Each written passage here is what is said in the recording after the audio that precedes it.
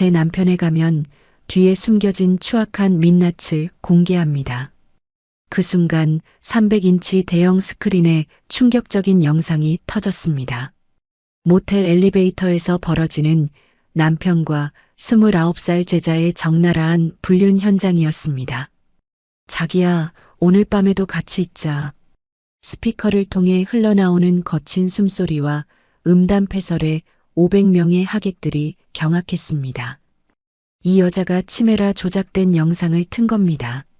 남편이 발악했지만 바닥에 흩어진 해외여행 영수증과 산부인과 진료 기록이 모든 것을 증명했습니다. 그리고 이것은 단지 시작에 불과했습니다. 15년간 쌓아온 모든 것을 잃고 아들마저 죽음의 위기에 몰린 한 여인의 처절하고도 완벽한 복수극이 이제부터 펼쳐집니다.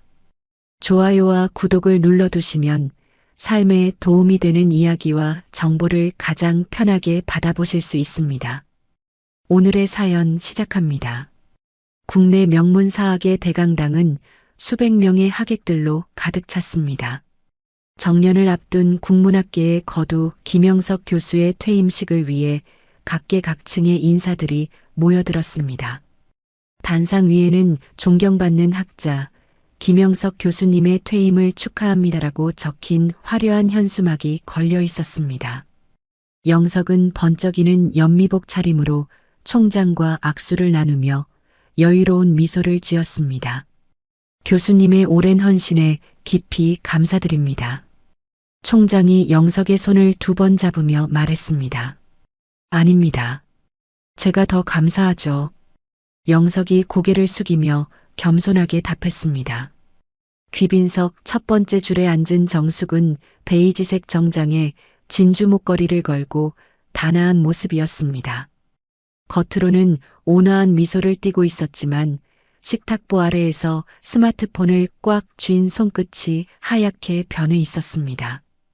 정숙은 화면을 내려다보며 준비 완료라는 짧은 메시지를 누군가에게 보냈습니다. 강당 2층 방송실에서는 아르바이트 학생이 메인 서버 앞에 앉아 있었습니다. 20살 남짓해 보이는 학생은 손에 든 휴대폰을 확인하며 긴장한 듯 입술을 깨물었습니다. 정숙에게서 온 메시지를 확인한 학생은 서버의 케이블을 조심스럽게 만지작거렸습니다. 내빈석 맨 앞줄에는 최유리가 도발적인 검은색 원피스를 입고 앉아 있었습니다. 29살의 유리는 영석을 바라보며 은밀한 미소를 지었습니다. 영석도 단상에서 유리를 힐끗 바라보며 눈웃음을 쳤습니다. 사회자가 마이크를 잡고 일어섰습니다. 이제 김영석 교수님께서 직접 인사 말씀을 해주시겠습니다. 박수가 터져나왔고 영석은 단상으로 걸어 올라갔습니다. 존경하는 내외 귀빈 여러분. 영석이 마이크를 잡고 말했습니다. 오늘 이 자리에 와주신 모든 분들께 진심으로 감사드립니다. 지성인으로서의 책임에 대해 이야기하고 싶습니다. 영석의 연설이 시작되자 청중들은 조용히 귀를 기울였습니다. 학자란 진리를 추구하는 사람입니다. 거짓과 위선이 난무하는 세상에서 올바른 길을 제시해야 하는 것이 우리의 의무입니다. 영석의 목소리는 힘이 있었고 청중들은 고개를 끄덕이며 들었습니다. 가정에서도 마찬가지입니다. 가장으로서, 남편으로서 모범을 보여야 합니다. 영석이 정숙을 바라보며 말했습니다.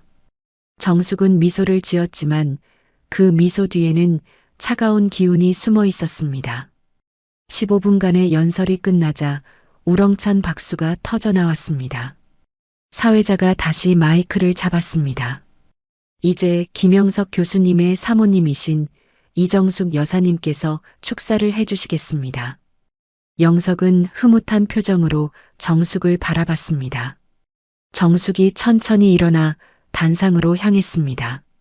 하객들은 박수를 치며 정숙을 맞았습니다. 마이크를 잡은 정숙은 떨리는 숨을 한번 고르고 방송실 쪽을 향해 안경을 고쳐 썼습니다. 2층 방송실의 학생이 그 신호를 확인하고 키보드 위에 손을 올렸습니다. 안녕하세요. 김영석 교수의 아내 이정숙입니다.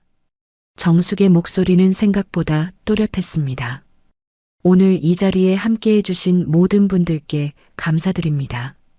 정숙은 잠시 말을 멈추고 영석을 바라봤습니다. 영석은 여전히 미소를 지으며 아내를 응원하는 눈빛을 보냈습니다. 그런데 여러분, 정숙의 목소리가 갑자기 낮아졌습니다. 제 남편에 가면 뒤에 숨겨진 추악한 민낯을 공개합니다. 순간 강당이 조용해졌습니다. 영석의 미소가 굳어졌습니다. 정숙은 방송실을 향해 고개를 끄덕였습니다. 방송실 학생이 엔터키를 눌렀습니다. 300인치 대형 LED 스크린에 갑자기 영상이 떠올랐습니다. 엘리베이터 안에서 영석과 유리가 서로를 끌어안고 있는 모습이었습니다. 어머나, 저게 뭐야? 하객들이 술렁이기 시작했습니다. 장엄하던 배경음악이 갑자기 끊어졌습니다. 대신 스피커를 통해 남녀의 거친 숨소리와 음담 패설이 강당 전체에 울려 퍼졌습니다. 자기야, 오늘 밤에도 같이 있자. 영석의 목소리가 또렷하게 들렸습니다. 점잖던 내빈들이 경악하며 고개를 돌렸습니다. 여학생들은 일제히 스마트폰을 들어 스크린을 촬영하기 시작했습니다. 플래시가 번쩍번쩍 터졌습니다. 유리는 사색이 된 얼굴로 가방으로 얼굴을 가렸습니다. 뒷문으로 도주하려 했지만 몰려든 취재진에게 가로막혔습니다. 잠깐만요. 인터뷰 좀 해주세요. 기자들이 유리를 둘러쌌습니다. 유리는 그대로 바닥에 주저앉았습니다. 아니에요. 이건 아니에요. 유리가 떨리는 목소리로 중얼거렸습니다. 영석은 얼굴이 붉게 달아올라 스크린을 가리려고 허둥댔습니다. 이거 끄세요. 당장 꺼요. 영석이 소리쳤지만 아무도 듣지 않았습니다. 영상은 침실 장면으로 이어졌습니다. 더욱 적나라한 모습이 대형 화면에 그대로 나왔습니다. 하객들이 웅성웅성거리며 자리에서 일어나기 시작했습니다. 정숙은 품속에서 두꺼운 서류 뭉치를 꺼냈습니다. 해외여행 영수증과 병원 기록 사본들이었습니다. 정숙이 그것들을 허공에 뿌리자 하얀 종이들이 무대 위로 날아갔습니다. 여러분, 이것들이 증거입니다. 정숙이 마이크에 대고 외쳤습니다. 영석이 정숙의 팔을 낚아챘습니다. 이 여자가 치매라 조작된 영상을 틀고 있습니다. 영석이 악을 쓰며 소리쳤습니다. 딥페이크예요. 가짜 영상이라고요. 하지만 바닥에 떨어진 사진들을 주운 하객들이 고개를 저었습니다. 이거 진짜네요. 얼굴이 똑같아요. 한 중년 남자가 사진을 들고 말했습니다. 목에 있는 점까지 똑같습니다. 학교 보안 요원들이 무대로 뛰어 올라왔습니다. 영석과 정숙을 떼어놓으려 했습니다. 그 과정에서 영석이 정숙을 거칠게 밀쳤습니다. 정숙이 바닥으로 넘어졌습니다. 머리핀이 빠지고 머리카락이 흩어졌습니다. 그 장면이 그대로 실시간으로 중계되었습니다. 정숙은 흐트러진 모습으로 바닥에서 천천히 일어났습니다. 영석을 노려보며 입모양으로 이제 시작이야라고 말했습니다. 영석만이 그 입모양을 알아볼 수 있었습니다. 영석의 얼굴이 파랗게 질렸습니다. 당신이 이걸 계획한 거야? 영석이 떨리는 목소리로 물었습니다. 보안 요원들이 영석의 양팔을 잡고 끌고 나갔습니다. 놓으라고. 이건 조작이야.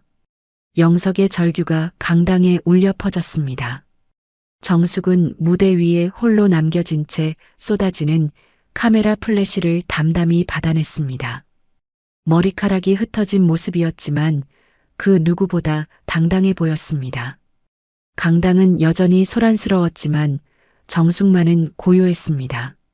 취재진들이 정숙을 향해 마이크를 들이댔습니다.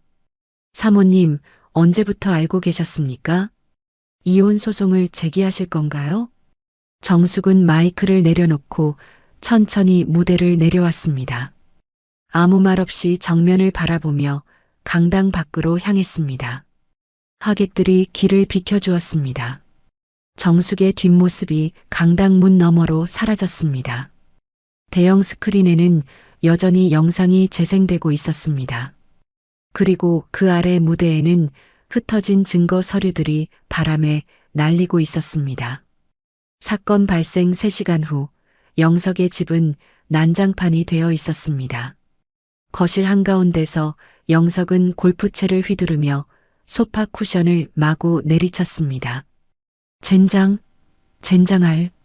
영석이 이를 갈며 소리쳤습니다. 유리잔이 바닥에 떨어져 산산조각 났습니다. 찻상이 뒤집어지고 액자들이 벽에서 떨어졌습니다. 영석의 얼굴은 분노로 일그러져 있었습니다. 현관문이 열리는 소리가 났습니다. 정숙이 조용히 들어왔습니다. 옷은 여전히 단정했지만 얼굴에는 깊은 피로가 서려 있었습니다. 영석이 정숙을 보자마자 골프채를 들어 올렸습니다. 인연이, 네가 이런 짓을 했구나. 영석의 목소리가 집안을 울렸습니다. 정숙은 가방에서 작은 녹음기를 꺼내 탁자 위에 올려놓았습니다. 빨간 불빛이 깜빡이기 시작했습니다. 영석의 손이 멈칫했습니다. 뭐 하는 거야? 영석이 조심스럽게 물었습니다. 당신이 나한테 폭력을 쓰면 그것도 증거가 되거든. 정숙이 담담하게 말했습니다. 영석은 골프채를 바닥에 내던졌습니다. 너 완전히 미쳤구나. 내가 얼마나 창피했는지 알아? 영석이 주먹을 떨며 소리쳤습니다. 정숙은 식탁 서랍에서 서류 봉투를 꺼냈습니다.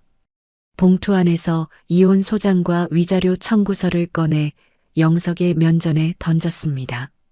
하얀 종이들이 바닥에 흩어졌습니다. 이혼해. 정숙이 짧게 말했습니다. 영석이 서류를 주워보더니 코웃음을 쳤습니다. 위자료 3억? 재산 분할 반반? 꿈 깨라. 영석이 서류를 구겨 던졌습니다. 영석은 안방으로 걸어가 벽에 걸린 그림을 치웠습니다. 그 뒤에 숨겨진 금고가 나타났습니다. 비밀번호를 누르고 금고 문을 열었습니다. 봐라.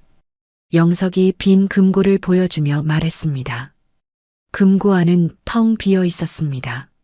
먼지만 날렸습니다.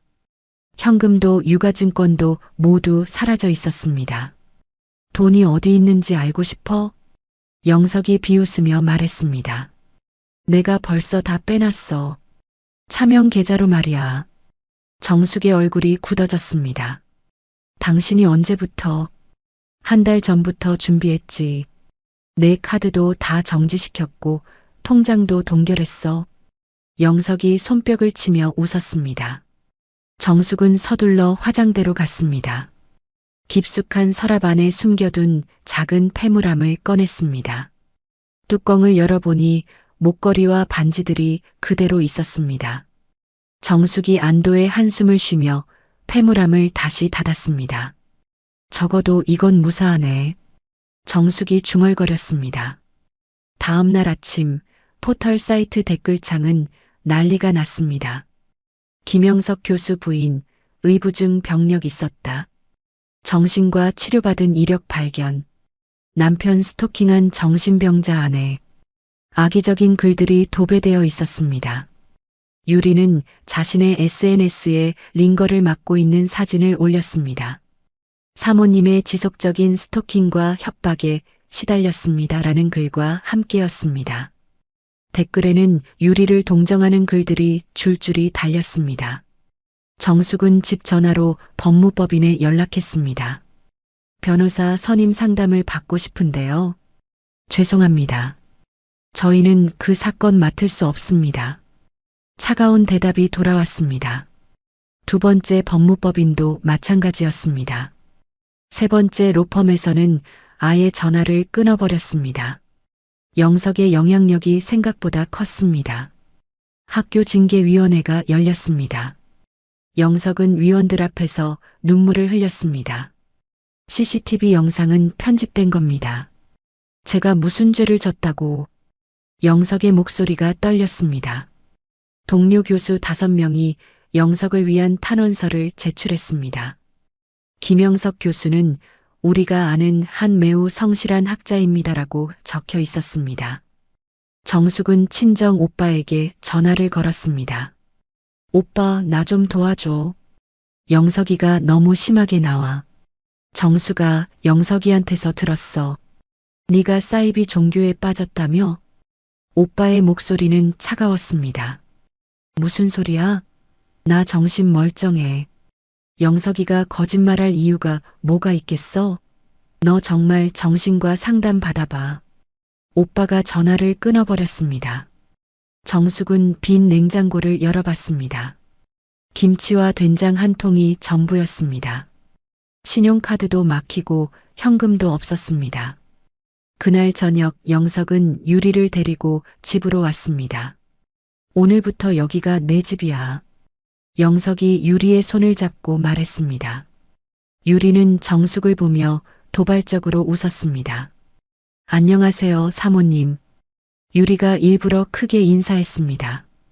너희들 뭐 하는 거야? 정숙이 분노를 참으며 물었습니다. 당연히 함께 사는 거지. 넌 거실 소파에서 자. 영석이 태연하게 말했습니다. 유리가 냉장고를 열어봤습니다. 오빠 밥 해줘. 배고파. 유리가 영석에게 애교를 부렸습니다. 영석은 앞치마를 두르고 라면을 끓이기 시작했습니다. 정숙이 보는 앞에서 유리에게 음식을 가져다 주었습니다. 많이 먹어. 오늘 고생했지? 영석이 유리의 머리를 쓰다듬었습니다. 정숙은 거실 구석에 쪼그리고 앉았습니다. 배는 고팠지만 자존심이 허락하지 않았습니다.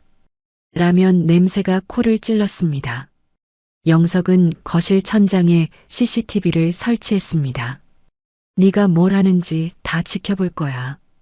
영석이 사다리에서 내려오며 말했습니다. 감시하겠다는 거야? 정숙이 믿을 수 없다는 표정으로 물었습니다. 당연하지. 네가 또 무슨 짓을 할지 모르니까. 영석이 리모컨으로 CCTV를 켰습니다. 밤이 깊어졌습니다. 안방에서 영석과 유리의 웃음소리가 들렸습니다. 일부러 문을 열어둔 채 큰 소리로 떠들었습니다. 오빠 정말 최고야. 너도 최고야, 자기야. 정숙은 귀를 막고 베란다로 나갔습니다. 구석진 화분 뒤에서 아들 민호의 사진을 꺼냈습니다. 미국에서 찍은 졸업사진이었습니다. 민호야, 엄마가 힘들다. 정숙이 사진에 대고 속삭였습니다. 눈물이 볼을 타고 흘러내렸습니다. 다음 날 아침 정숙은 폐물을 팔기로 결심했습니다. 소송 비용이라도 마련해야 했습니다. 화장대에서 폐물함을 조심스럽게 꺼냈습니다.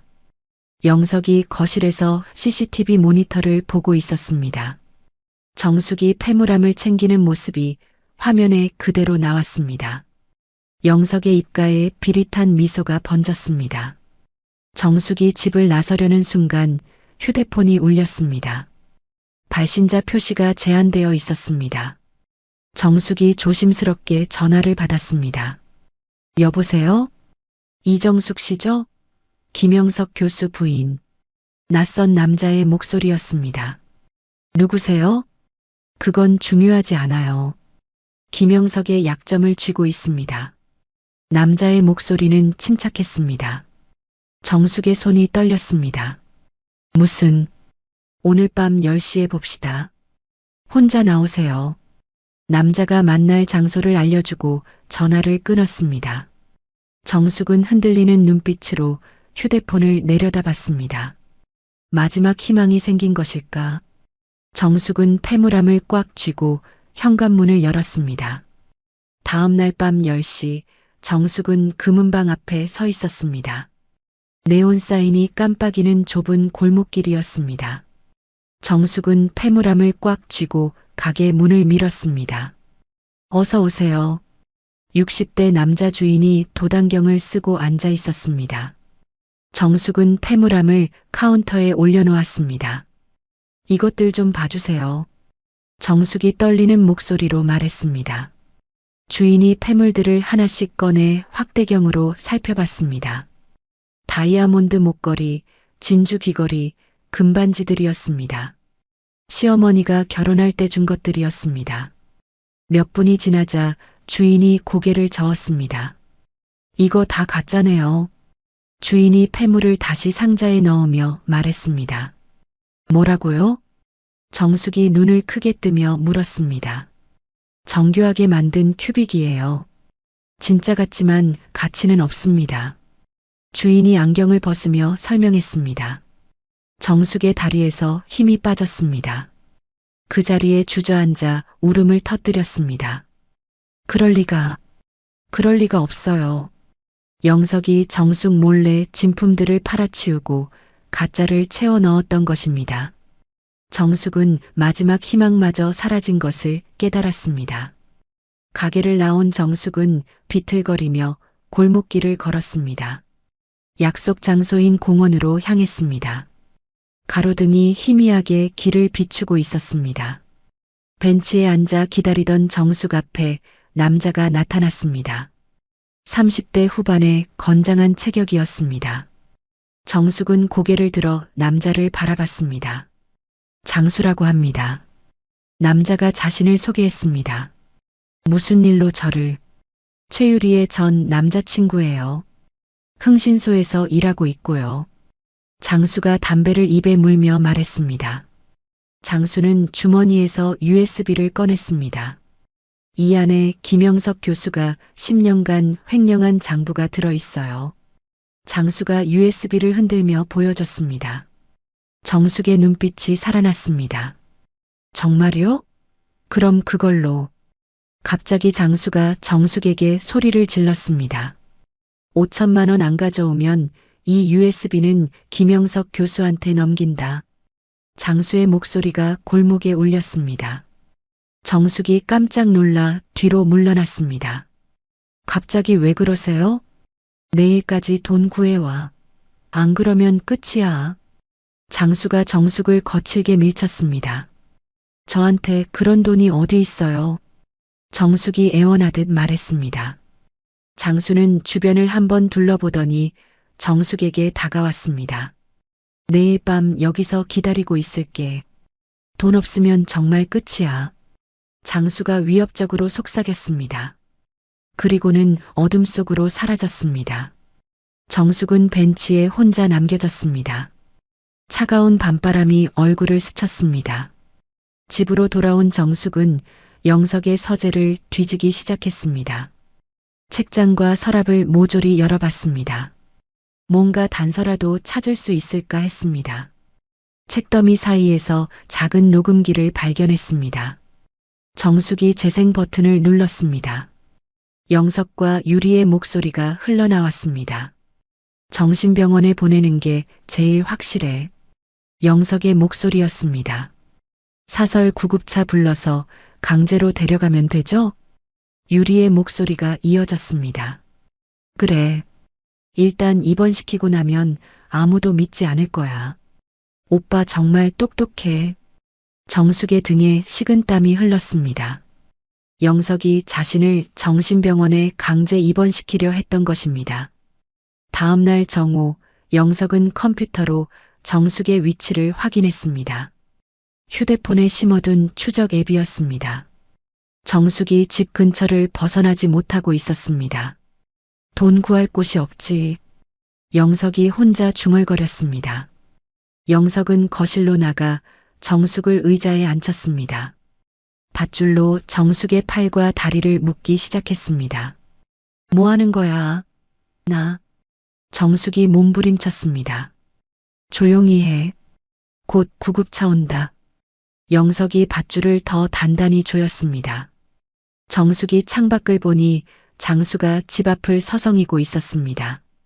정숙은 필사적으로 창문에 머리를 부딪혔습니다. 쿵쿵 소리가 났습니다. 소리를 들은 영석이 현관으로 나갔습니다. 장수와 눈이 마주쳤습니다. 장수는 비굴한 웃음을 지으며 영석에게 다가갔습니다. 교수님, 안녕하세요. 장수가 허리를 굽혀 인사했습니다. 당신이 누구죠? 영석이 경계하며 물었습니다. 장수가 영석의 귀에 속삭였습니다. USB 건으로 연락드린 사람입니다. 영석의 표정이 밝아졌습니다.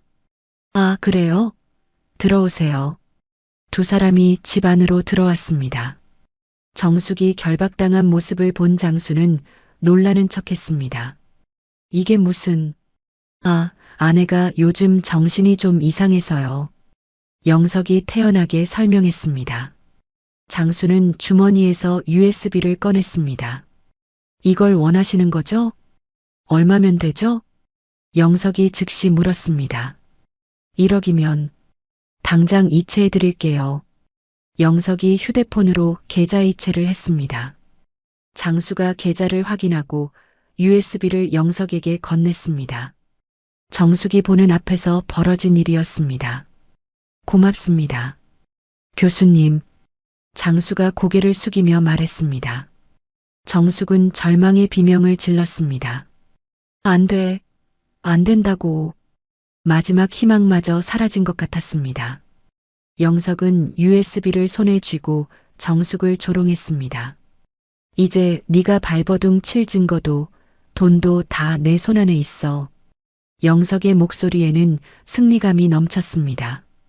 영석이 정숙에게 다가와 속삭였습니다. 이제 넌 병원에서 평생 썩게 될 거야. 영석이 밧줄을 더 단단히 조였습니다. 그때 현관 초인종이 요란하게 울렸습니다. 경찰입니다. 문 여세요. 큰 목소리가 들렸습니다. 문을 두드리는 소리가 점점 커졌습니다. 영석이 당황하며 이리저리 둘러봤습니다. 이게 뭐야? 현관문이 강제로 열리며 경찰들이 들어왔습니다. 그 뒤로 말끔한 수트 차림의 남자가 따라 들어왔습니다. 30대 후반의 단정한 인상이었습니다. 남자는 영석을 가볍게 제압하고 정숙의 결박을 풀어줬습니다. 괜찮으세요? 남자가 정숙을 부축하며 물었습니다. 정숙은 눈물을 흘리며 고개를 끄덕였습니다. 남자는 영석을 향해 차가운 눈빛을 보냈습니다. 당신은 끝났어요. 남자가 자신의 명함을 영석에게 내밀었습니다. 명함에는 법무법인 정의 대표 변호사 강도진이라는 이름이 새겨져 있었습니다. 영석이 명함을 받아들고는 얼굴이 새파랗게 질렸습니다. 누구 마음대로 남의 집에 들어왔어. 영석이 소리쳤습니다. 도진이 차분하게 말했습니다. 감금 및 폭행 혐의로 현행범 체포합니다. 경찰관들이 영석에게 수갑을 채웠습니다. 이게 무슨 상황이야? 내 아내를 내가 왜 못 묶어? 영석이 발악했습니다. 아내라고 해서 폭력을 써도 되는 건 아닙니다. 도진이 냉정하게 답했습니다. 영석이 경찰차에 태워지기 직전 도진이 다가갔습니다. 그리고 그 USB 잘 확인해 보십시오. 도진이 의미심장한 미소를 지으며 말했습니다. 영석이 무슨 뜻인지 모르겠다는 표정을 지었습니다. 경찰차 문이 닫히고 사이렌 소리와 함께 멀어져 갔습니다. 도진은 정숙을 안전한 곳으로 데려갔습니다. 호텔 로비 카페였습니다. 정숙은 여전히 혼란스러운 표정이었습니다. 늦게 와서 죄송합니다. 도진이 정숙 앞에 앉으며 말했습니다. 김영석을 완벽하게 속이기 위해 연극이 필요했거든요. 연극이요? 정숙이 이해하지 못하겠다는 표정으로 물었습니다. 장수는 제가 미리 포섭한 사람입니다. 도진이 설명하기 시작했습니다. 골목길에서의 협박도 김영석에게 USB를 넘기는 것도 모두 계획된 일이었어요. 정숙의 입이 벌어졌습니다. 그럼 장수는 제 편이었습니다. 김영석이 안심하고 증거를 없애려 들도록 만든 거죠. 도진은 가방에서 또 다른 USB를 꺼냈습니다. 김영석이 장수에게 건넨 돈은 증거인멸 시도의 결정적 증거가 됩니다. 그리고 김영석이 받은 USB는 빈 파일이에요. 정숙이 진짜 USB를 받아들었습니다. 이게 진짜군요. 네, 김영석의 차명, 계좌 비밀번호와 로비 내역까지 모두 들어 있습니다. 정숙의 눈에 눈물이 맺혔습니다. 선생님은 누구세요? 왜 저를 도와주시는 거죠? 정숙이 떨리는 목소리로 물었습니다. 15년 전에 사모님께서 장학금을 주셨던 학생입니다. 도진이 고개를 숙이며 말했습니다. 강도진이라고 합니다. 기억나세요? 정숙이 깜짝 놀라며 도진을 자세히 바라봤습니다. 설마, 그때 그 아이가... 네, 맞습니다. 사모님 덕분에 대학을 다닐 수 있었어요. 정숙이 도진의 손을 잡았습니다. 고마워. 정말 고마워. 정숙의 목소리가 떨렸습니다. 이제부터 본격적으로 싸워봅시다. 도진이 결연한 표정으로 말했습니다. 이혼 소송뿐만 아니라 횡령, 배임, 가정폭력 혐의로 형사 고발도 진행할 거예요. 도진은 언론에 김영석의 횡령 의혹을 제보했습니다. 다음 날 아침 모든 신문 일면에 김영석의 비리 사실이 실렸습니다. 명문대 교수, 10년간 연구비 횡령 의혹. 학교 측은 즉각 징계위원회를 열었습니다. 이번에는 김영석을 옹호하는 교수가 아무도 없었습니다. 파면 결정이 만장일치로 통과되었습니다. 도진은 구치소에 있는 유리를 찾아갔습니다. 면회실에서 유리는 초췌한 모습이었습니다. 최유리 씨, 제안이 하나 있어요. 뭔데요? 유리가 지친 목소리로 물었습니다. 김영석이 모든 죄를 당신에게 뒤집어 씌우려 하고 있어요. 도진이 녹음기를 틀었습니다. 유리가 다 시킨 거야. 나는 모르는 일이다. 김영석의 목소리가 흘러나왔습니다. 유리의 얼굴이 일그러졌습니다. 이 사람이 진짜... 유리가 이를 갈며 중얼거렸습니다. 수사에 협조하시면 형량을 대폭 줄여드릴 수 있어요. 도진이 제안했습니다. 유리는 잠시 고민하더니 고개를 끄덕였습니다. 알겠어요. 협조하겠어요. 배신감에 치를 떨며 말했습니다. 유리는 김영석의 지시가 적힌 비밀 수첩을 건넸습니다. 대포폰도 함께였습니다. 이걸로 충분할까요? 도진이 수첩을 펼쳐보니 김영석의 필체로 빼곡히 적혀 있었습니다. 연구비 이체 방법, 아내 감시 계획, 증거 인멸 방법 등이었습니다.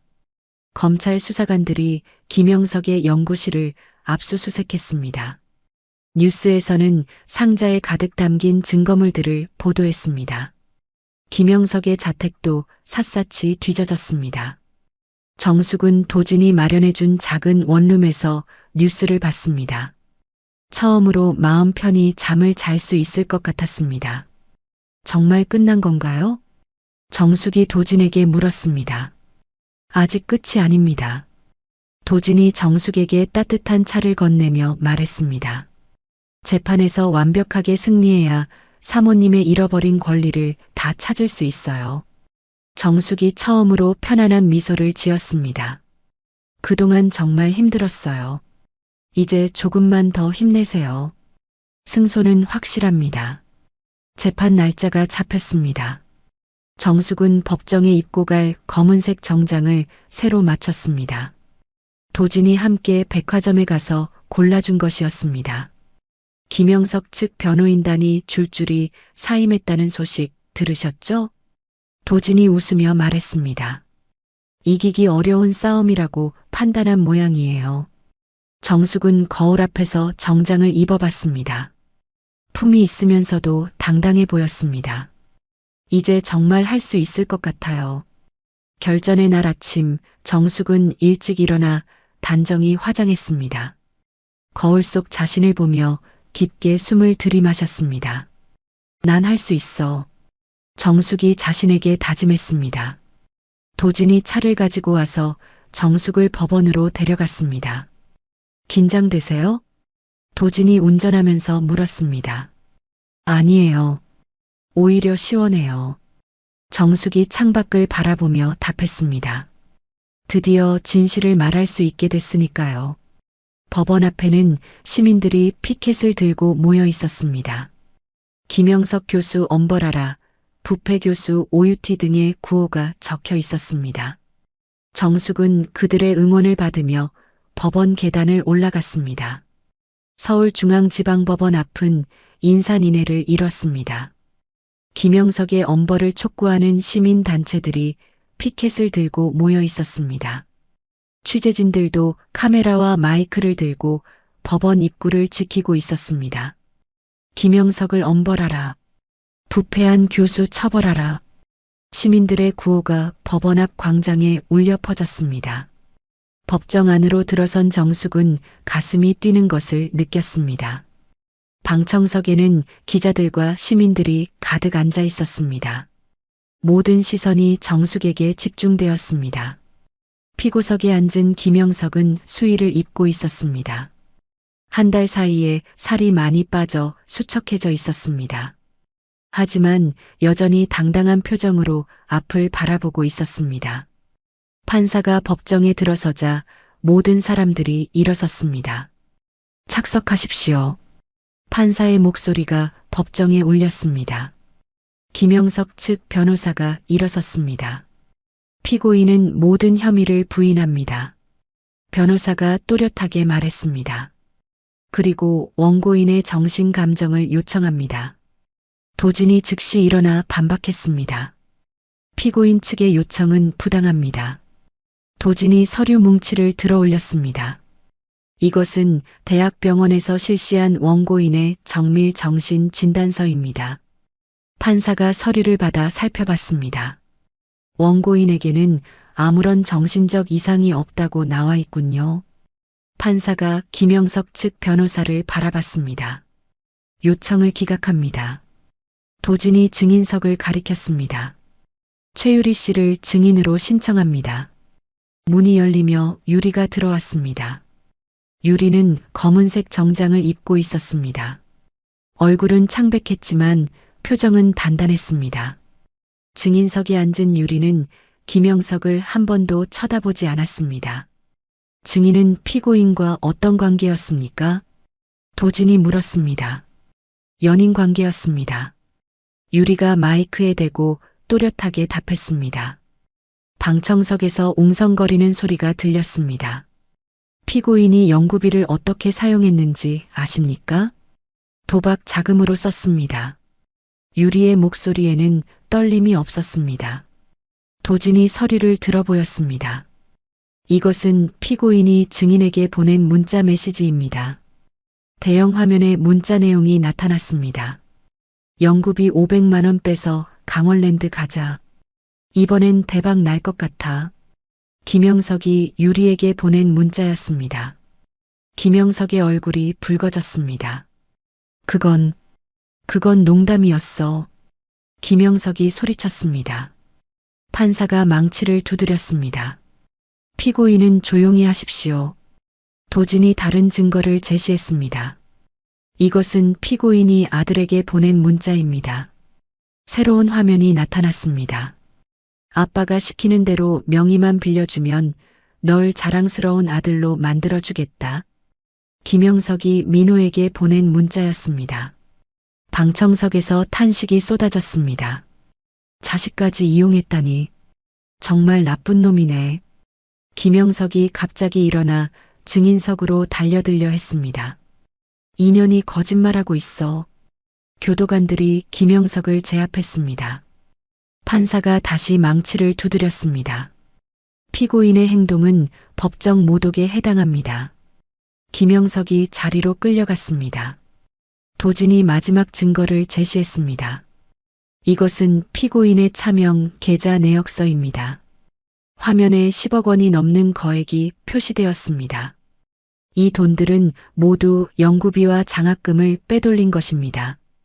도진의 목소리가 법정에 울렸습니다. 김영석 측 변호사가 일어났습니다. 그 돈은 합법적으로 번 투자 수익입니다. 그럼 세금 신고는 하셨나요? 도진이 반박했습니다. 변호사가 말문이 막혔습니다. 투자 수익이라면 당연히 세금을 냈어야 했기 때문입니다.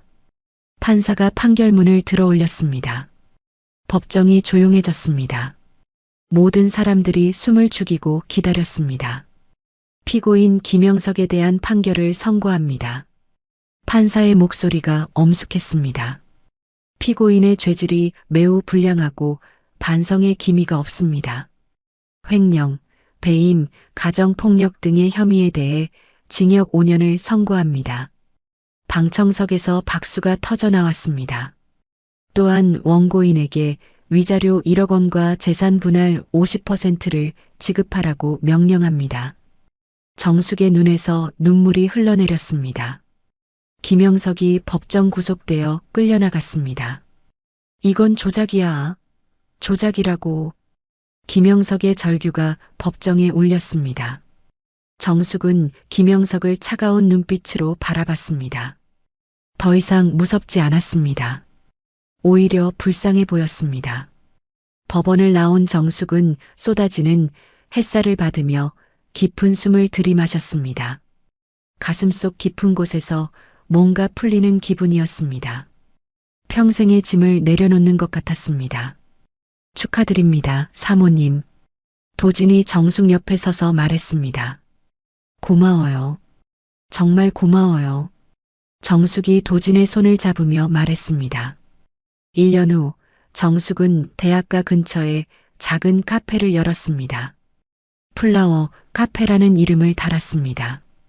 위자료와 재산 분할받은 돈으로 마련한 가게였습니다. 카페는 정숙의 정성스런 손길 덕분에 단골들로 가득했습니다. 대학생들과 교수들이 자주 찾아왔습니다. 정숙은 경제적 자유를 처음으로 누리고 있었습니다. 어느 날 저녁 도진이 카페에 들렀습니다. 사모님, 커피 한 잔 주세요. 도진이 미소를 지으며 말했습니다. 도진아, 언제나 고마워. 정숙이 따뜻한 커피를 내려주며 말했습니다. 두 사람은 모자 이상의 끈끈한 정을 나누고 있었습니다. 정숙에게 도진은 든든한 아들 같은 존재였습니다. 민호한테는 연락 안 와요? 도진이 조심스럽게 물었습니다. 정숙의 표정이 잠시 어두워졌습니다. 아직 연락이 안 돼요. 걱정이에요. 그때 카페 창밖에 검은 양복을 입은 사내들이 나타났습니다. 정숙을 유심히 바라보고 있었습니다. 불길한 예감이 들었습니다. 정숙이 카페 마감을 하던 중 현관문이 거칠게 열렸습니다. 검은 양복을 입은 사내 3명이 들어왔습니다. 정숙의 등에 식은땀이 흘렀습니다. 이정숙 맞지? 우두머리로 보이는 사내가 물었습니다. 40대 중반의 건장한 체격이었습니다. 누구세요? 정숙이 떨리는 목소리로 물었습니다. 사내들이 무언가를 끌고 들어왔습니다. 피투성이가 된 사람이었습니다. 정숙이 자세히 보니 민호였습니다. 민호야. 정숙이 비명을 지르며 달려갔습니다. 민호는 온몸이 멍투성이었습니다. 입술이 터져 피가 나고 있었습니다. 의식이 혼미한 상태로 중얼거렸습니다. 엄마, 죄송해요. 민호가 간신히 말했습니다. 우두머리가 담배를 입에 물며 말했습니다. 아들놈이 베트남에서 숨어 지내다 이제야 잡혔네. 어머니가 돈 좀 벌었다는 소문 듣고 데려왔수다. 정숙이 민호를 끌어안으며 물었습니다. 무슨 일이에요? 우리 민호가 뭘 잘못했다고. 민호가 고개를 들어 정숙을 바라봤습니다. 엄마 아빠가 시키는 대로 하면 다 해결된다고 해서. 민호의 목소리가 떨렸습니다. 우두머리가 의자에 앉으며 설명했습니다. 이 녀석이 불법 도박 사이트 운영진으로 명의를 빌려줬어. 김영석이 돈을 들고 튀는 바람에 10억 원 빚을 떠안게 된 거지. 정숙이 믿을 수 없다는 표정으로 물었습니다. 10억 원이라고요? 민호가 울먹이며 말했습니다. 아빠가 평생 놀고 먹게 해준다고 했어요. 그냥 그냥 아빠한테 인정받고 싶어서. 우두머리가 주머니에서 서류를 꺼냈습니다. 이건 내 아들이 쓴 신체 포기 각서야. 서류에는 민호의 지문이 찍혀 있었습니다. 내일 아침 9시까지 현금 10억을 갚지 않으면. 우두머리가 펜치를 꺼내 흔들었습니다. 장기를 하나씩 적출해서 팔 거야. 정숙이 떨리는 손으로 휴대폰을 꺼냈습니다. 경찰에 신고할 거예요. 우두머리가 민호의 손가락을 펜치로 잡았습니다. 신고 버튼 누르는 순간 손가락 하나 잘려 민호가 아픔에 신음했습니다. 엄마, 신고하지 마. 나 죽어. 민호가 정숙의 바짓가랑이를 잡고 애원했습니다. 진짜 죽는다고. 사내들이 카페 안을 둘러보기 시작했습니다.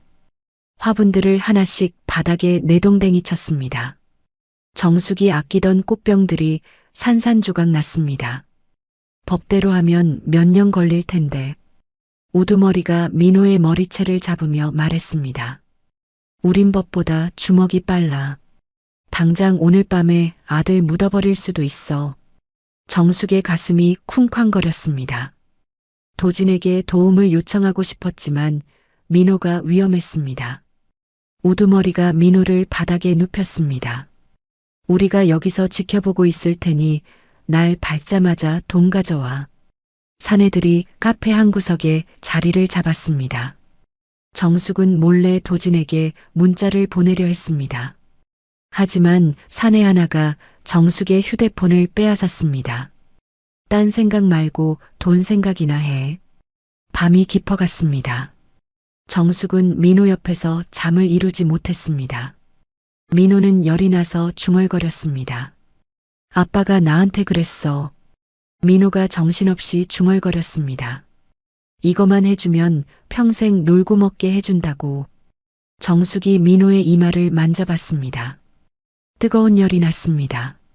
상처가 덧날까봐 걱정되었습니다. 난 그냥 아빠한테 인정받고 싶어서. 민호가 눈물을 흘리며 말했습니다. 엄마, 미안해. 정말 미안해. 정숙의 가슴이 찢어지는 것 같았습니다. 영석에게 속아 인생을 망친 아들이 너무 가엾었습니다. 이 모든 원흉은 영석이었습니다. 새벽이 되자 정숙은 결심을 굳혔습니다. 법적으로 싸우면 이길 수도 있었지만 그 과정에서 민호가 다칠 수 있었습니다. 아들의 목숨이 우선이었습니다. 정숙은 안방으로 가서 금고를 열었습니다. 카페 건물 등기 권리증과 인감도장을 꺼냈습니다. 지난 1년간 피와 땀으로 일군 모든 것이었습니다. 민호의 피 묻은 얼굴을 닦아주며 속삭였습니다. 엄마가 다 해결할게. 넌 살기만 해. 그것만으로 충분해. 우두머리가 정숙을 바라봤습니다. 결정했어? 네, 준비하겠어요. 정숙이 고개를 끄덕였습니다. 날이 밝자마자 정숙은 부동산 업자에게 전화를 걸었습니다. 건물을 금매로 내놓고 싶어요. 시세보다 얼마나 낮춰도 괜찮으니 빨리 팔아주세요. 정숙은 피눈물을 머금고 자신이 일궈낸 모든 성공을 포기할 준비를 마쳤습니다. 민호를 살리는 것이 무엇보다 중요했습니다. 어머니의 마음은 그런 것이었습니다. 부동산 업자가 황급히 달려왔습니다. 계약서에 도장을 찍는 정숙의 손이 떨렸습니다. 하지만 주저하지 않았습니다. 다음 날 오전 정숙은 카페와 건물을 시세의 절반 가격에 금매로 넘겼습니다. 현금 8억 원이 통장에 들어왔습니다. 위자료로 받았던 돈과 합쳐 겨우 10억을 맞출 수 있었습니다. 정숙이 무거운 돈 가방을 들고 카페로 돌아왔습니다. 우두머리 앞에 가방을 내려놓으며 말했습니다. 10억 다 있어요. 당장 내 아들 풀어줘요. 우두머리가 가방을 열어 돈을 확인했습니다. 지폐 묶음들을 하나씩 세어봤습니다. 맞네. 10억 정확히 들어있어. 우두머리가 민호를 풀어주며 서류를 꺼냈습니다. 차용증 원본과 신체 포기 각서였습니다. 이걸로 빚은 깨끗이 청산이야. 정숙이 서류들을 받아 그 자리에서 라이터로 태웠습니다. 종이가 활활 타오르며 재가 되어 흩어졌습니다. 이제 우리하고는 아무 상관없는 거죠? 당연하지. 앞으로는 얼씬도 하지 마. 우두머리가 돈가방을 들고 사내들과 함께 나갔습니다. 정숙은 문을 걸어 잠그고 민호를 끌어안았습니다. 빈털터리가 되었지만 아들이 무사하다는 것만으로도 감사했습니다. 이제 괜찮아. 다 끝났어. 민호를 데리고 병원에 갔습니다. 응급실에서 상처를 치료받고 링거를 맞았습니다. 의사는 다행히 큰 부상은 없다고 했습니다. 치료를 마친 후 정숙은 민호와 함께 영석이 수감된 교도소로 향했습니다. 마지막으로 해야 할 일이 남아 있었습니다. 접견실에서 유리병 너머로 영석을 만났습니다. 영석은 죄수복을 입고 있었습니다. 한 달 만에 더욱 초라해진 모습이었습니다. 영석이 정숙의 행색을 보더니 비웃었습니다. 꼴 좋다. 내 돈으로 호강하더니 결국 망했냐?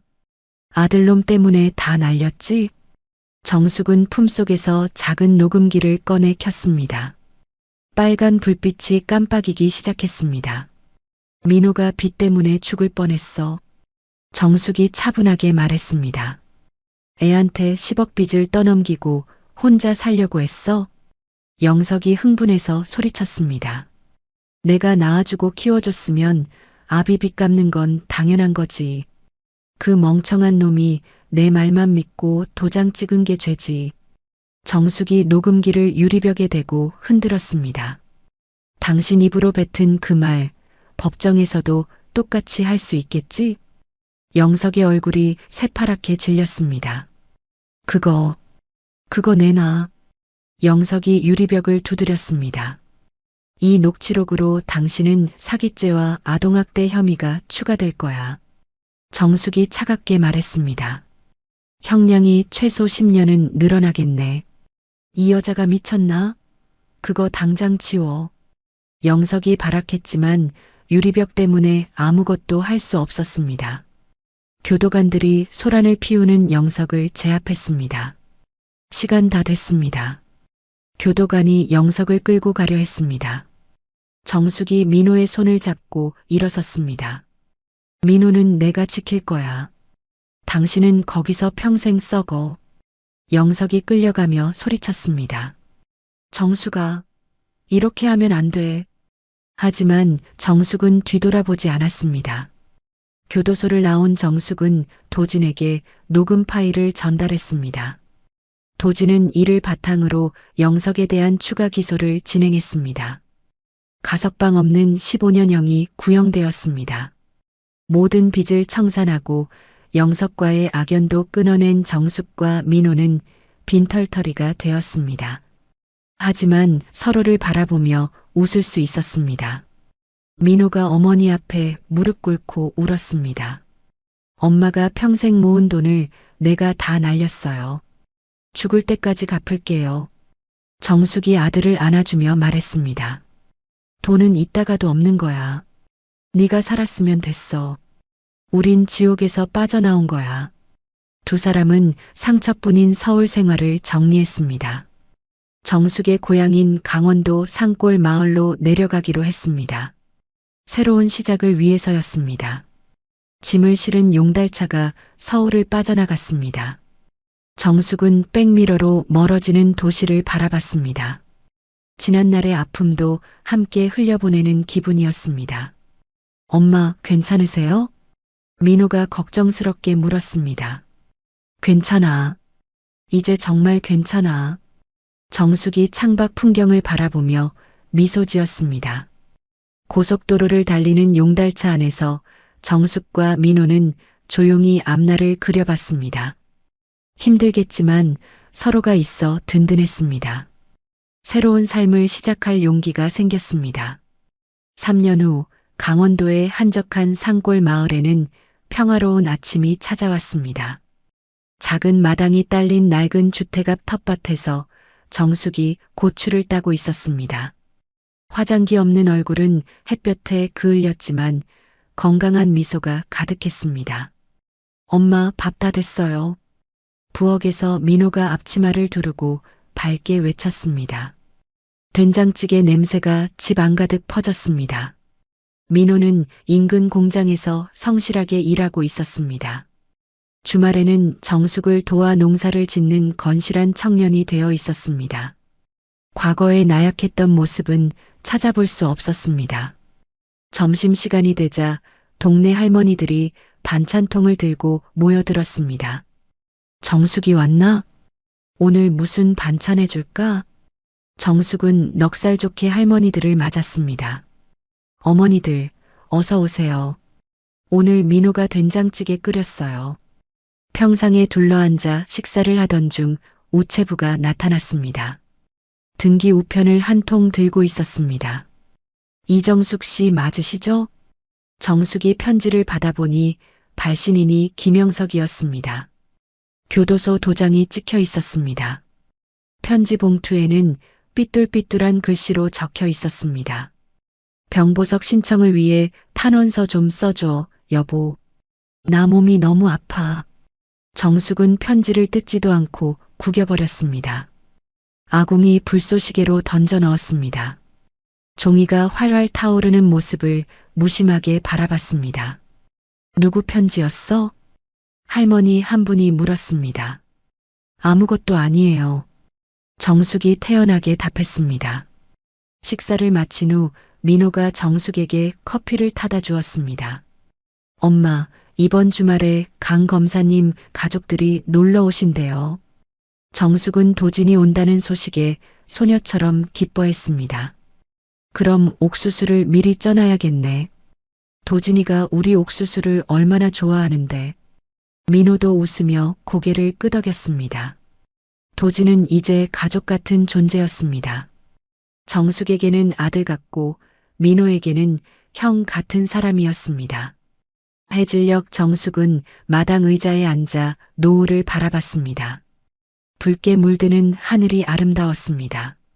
지난 치열했던 시간들이 주마등처럼 스쳐 지나갔습니다. 화려한 교수 사모님 소리는 더 이상 듣지 못했습니다. 하지만 곁에는 든든한 아들이 있었습니다. 밤에 다리 뻗고 잘 수 있는 지금이 진짜 행복이었습니다. 민호가 다가와 정숙의 어깨에 담요를 덮어줬습니다. 엄마, 춥지 않으세요? 목소리에 다정함이 묻어났습니다. 정숙이 거칠어진 아들의 손을 잡았습니다. 아니야, 지금이 내 인생에서 제일 따뜻해. 정숙이 진심으로 웃으며 답했습니다. 마당 한편에는 예전 플라워, 카페에서 쓰던 꽃가위가 놓여 있었습니다. 이제는 텃밭을 가꾸는 도구로 쓰이고 있었습니다. 과거와 현재를 이어주는 다리 같았습니다. 시골집 굴뚝에서 저녁 연기가 피어올랐습니다. 연기는 평화롭게 하늘로 흩어져 갔습니다. 별이 하나둘 떠오르기 시작했습니다. 엄마, 후회 안 하세요? 민호가 조심스럽게 물었습니다. 정숙이 고개를 저었습니다. 전혀. 가장 성대한 잔치는 화려한 호텔이 아니라 마음 편한 내 집 마당에 있더라. 정숙과 민호의 웃음소리가 밤하늘에 울렸습니다. 시골집의 따뜻한 불빛이 별처럼 반짝였습니다. 작지만 소중한 행복이 그 안에 담겨 있었습니다. 멀리서 기차 소리가 들렸습니다. 도시로 향하는 기차였지만 정숙은 돌아가고 싶지 않았습니다. 여기가 바로 자신이 있어야 할 자리였습니다. 민호가 정숙의 무릎에 머리를 기댔습니다. 엄마 사랑해요. 나도 사랑해, 우리 아들. 두 사람의 그림자가 마당에 길게 드리워졌습니다. 평범하지만 소중한 일상이었습니다. 길고 길었던 정숙의 이야기는 이렇게 따뜻한 해피엔딩으로 막을 내렸습니다. 마당 가득 핀 코스모스가 바람에 흔들렸습니다. 정숙과 민호는 서로를 바라보며 미소 지었습니다. 진정한 행복을 찾은 모자의 모습이었습니다. 정숙과 민호의 이야기는 이렇게 평화로운 마무리를 맞았습니다. 때로는 인생에서 모든 것을 잃어야만 진정 중요한 것이 무엇인지 깨닫게 되는 법입니다. 정숙에게 화려한 교수 사모님의 지위도, 플라워, 카페도, 그 모든 재산도 결국 아들 하나만 못했습니다. 가장 큰 배신은 가장 가까운 사람에게서 옵니다. 하지만 가장 큰 사랑 역시 가족에게서 나오죠. 정숙은 남편에게 철저히 배신당했지만 아들과 함께 다시 일어설 수 있었습니다. 그리고 15년 전 베푼 작은 선행이 가장 절망적인 순간에 구원의 손길이 되어 돌아왔습니다. 도진이라는 든든한 지원군 말이죠. 진정한 행복은 남들에게 보여주기 위한 화려함에 있지 않습니다. 마음 편히 잠들 수 있는 집, 함께 웃을 수 있는 가족, 그것이면 충분합니다. 정숙의 이야기를 통해 우리는 배웁니다. 어떤 시련이 와도 포기하지 않고 사랑하는 사람을 지키기 위해서라면 모든 것을 내려놓을 수 있는 용기 말입니다. 이야기를 끝까지 들어주신 분이 계시다면 잘 들었다고 댓글 하나만 남겨주세요. 감사합니다.